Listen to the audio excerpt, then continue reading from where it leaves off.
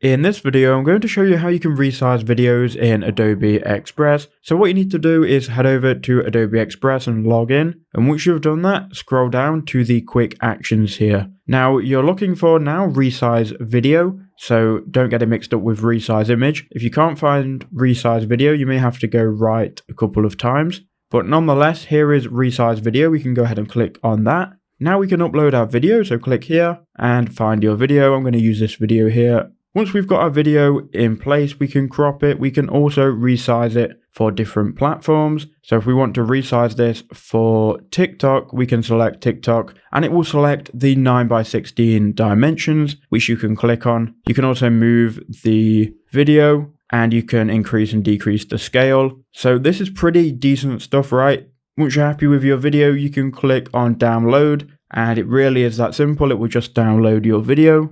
And there you go, here is the video that has just been downloaded. And that's all there is to it. That's how you can resize a video in Adobe Express.